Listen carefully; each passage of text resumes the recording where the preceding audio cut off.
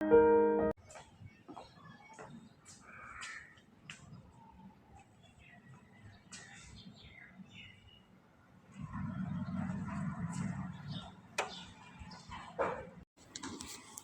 वालेकुम एवरीवन। कैसे हैं जी आप सब। उम्मीद करती हूँ कि आप सब ठीक होंगे। आज मैं आपके साथ एक ऐसी रूटीन शेयर करूँगी जिसकी वजह से मेरा घर हमेशा ही सेट रहता है और मुझे किसी भी गेस्ट के आने पर कभी भी शर्मिंदगी का सामना नहीं होता। तो आज मैं आपको एक टिप देती हूँ कि जैसे ही बच्चे स्कूल चले जाएँ ना, तो फ़ौरन से अपने काम स्टार्ट कर दें। टाइम बिल्कुल भी वेस्ट ना करें। और दूसरा, हमारा इस तरह करने से वर्कआउट भी हो जाएगा। जल्दी जल्दी काम करने से ना एक तो इंसान एक्टिव रहता है और दूसरा ये कि हम अपने काम को खुद ही कर लेते हैं, यानी किसी पे डिपेंड नहीं करते। अक्सर आपने देखा होगा कि अगर हम किसी पे डिपेंड करना स्टार्ट कर देते हैं ना, तो हम एक मजबूरी से उससे टाइम से गुजर रहे होते हैं और लेज़ी हो जाते हैं। लिहाजा मैं तो इसी तरह से करती हूँ कि सब कुछ समेट देती हूँ बेटे के स्कूल जाते साथ ही। उससे ये होता है कि एक तो मेरा टाइम बच जाता है।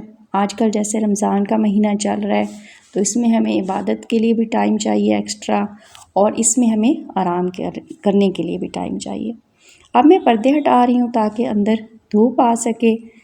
मेरी कोशिश यही होती है कि हेल्पर के आने से पहले पहले ना मैं सब कुछ समेट लूँ, ताकि मेरा एक तो घर बिल्कुल सेट हो जाए, दूसरा जब वो आए ना तो ना ही उसका टाइम वेस्ट हो और ना मेरा।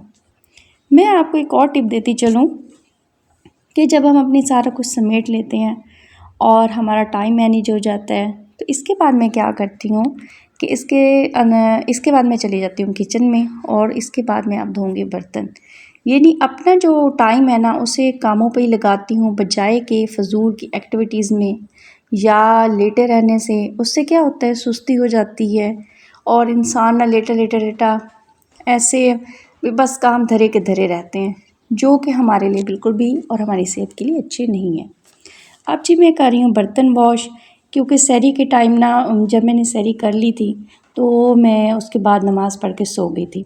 फिर मैं उठी हूँ 9 o'clock, यानी बेटा जो मेरा उसे स्कूल भेजा, और उसके बाद 9 o'clock मैंने काम अपने स्टार्ट कर दिए।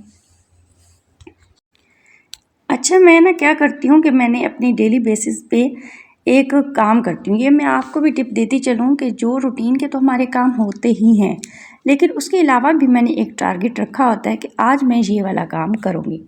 तो आज इस वीडियो में आपके लिए बहुत ही स्पेशल है, इसको स्किप नहीं करना है, एक तो इसको मुकम्मल देखना है। वो इस लिहाज से स्पेशल है कि जो हमारे पर्दे हो गए या सोफ़े हो गए, इसको हम ज़ाहिर वॉश तो नहीं कर सकते ना डेली, तो वो उनकी सफाई हमारे लिए बहुत ज़्यादा ज़रूरी होती है, क्योंकि वो चीज़ें ज़ाहिर है उन पर भी डस्ट आ रही होती है रोज़मर्रा रूटीन में।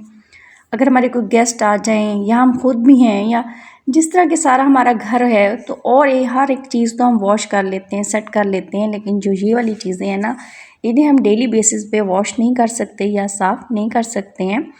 तो इनके लिए आप क्या करें कि जो मैंने कल प्रीवियस व्लॉग में आपको बताया था ना क्लीनर, उसी क्लीनर की मदद से इनको साफ़ करें।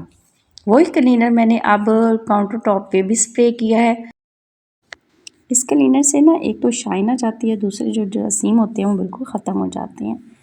तो जो मैं आपको कह रही थी ना कि एक ना एक काम टारगेट रख लेती हूँ मैं, और आप इस तरह से ज़रूर किया करें, और मुझे ना आप सच में दुआएं देंगे। क्योंकि जब बहुत ज़्यादा काम हम सोच लेते हैं ना कि ये वाला सारा काम हमने करना है, वो हम कभी भी नहीं कर सकते।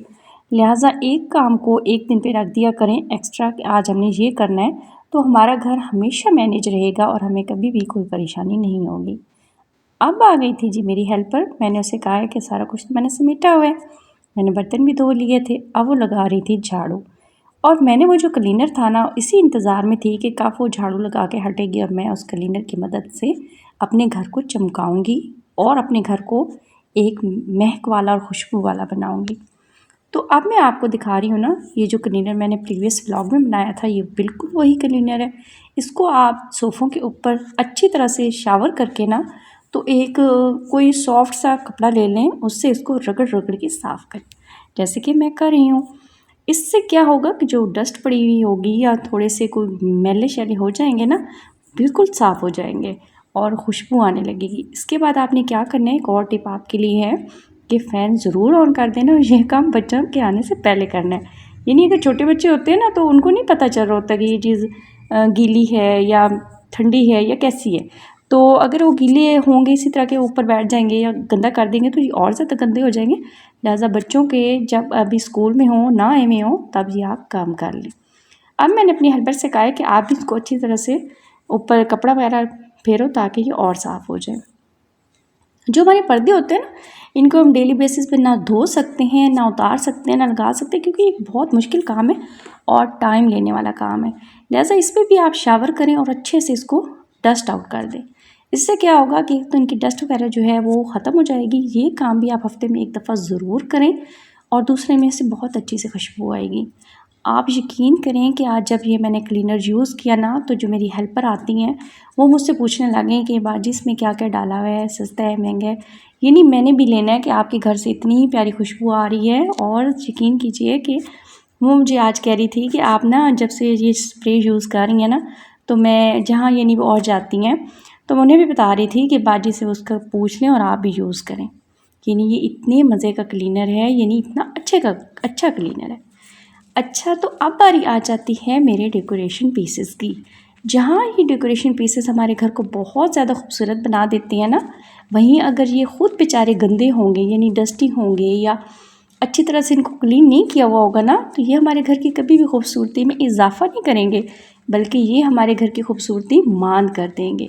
लिहाजा इन पर भी वही शावर जो मैंने पहले यानी क्लीनर बनाया हुआ है उसी को शावर मैंने अच्छी तरह से किया है और एक सॉफ्ट सा कपड़ा लेके इनके जो डेकोरेशन पीसेस को हैं अच्छी तरह से साफ़ कर देना है, यानी वाइप कर देना है।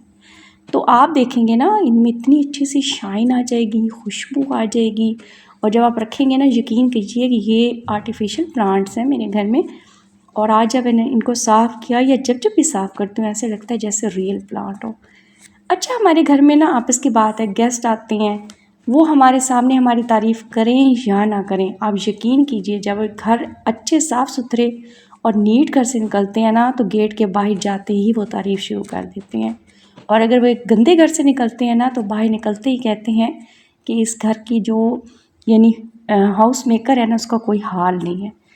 लिहाजा ये मैं टिप्स जो हैं अपने घर में यूज़ करती रहती हूँ और इस तरह से मैं अपनी रूटीन जो है अपने घर की बनाई हुई है। इससे एक तो टाइम बच जाता है, दूसरा मेरा घर हमेशा मैनेज रहता है और तीसरा मुझे कभी भी शर्मिंदगी नहीं होती।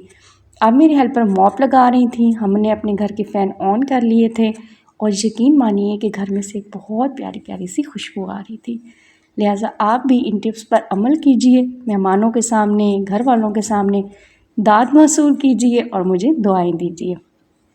लास्ट पे अब आ गई थी जी कुकिंग, क्योंकि रमज़ान चल रहा है तो मेरी यही कोशिश होती है कि मैं 12-1 बजे तक अपने घर के तमाम कामों से फ्री हो जाऊं। मैं सालन इसी टाइम बना लेती हूँ ताकि ज़ोहर की नमाज़ पढ़ने के बाद थोड़ा आराम करूँ, फिर असर की नमाज़ पढ़ूँ, कुछ कुरान पाक पढ़ूँ और उसके बाद मैं इफ्तारी बनाऊँ। क्योंकि जो भी घर वाले और लोग होते हैं, जैसे मेरा बेटा है वो भी आता है, वो भी आराम करता है ताकि और लोग भी आराम ना हो और हम भी ना हो। ये जी आज बना रही हूँ भुनी हुई दाल। तो अगर इसकी रेसिपी तो मेरे ख़्याल में सभी को मालूम है। बस जी ये आप भी जो हैं इसी तरह से मैं अपने घर को रखती हूँ मेंटेन, और आप भी रख सकते हैं और रखती होंगी। लिहाजा इन जो चीज़ें जो मैंने आपको बताई हैं टिप्स, इन पर अमल कीजिए और दाद मसूल कीजिए। आप यकीन करें कि जो हमारा एक साफ़ सुथरा सा घर होता है ना उसमें एक तो हमें ज़हनी सुकून मुयस्सर होता है, दूसरा जरासीम नहीं होते। और जब साफ़ घर होता है ना तो उस लिहाज से हर चीज़ साफ़ रहती है, बच्चे साफ़ रहते हैं, फर्नीचर साफ़ रहता है, बेडशीट साफ़ रहती हैं।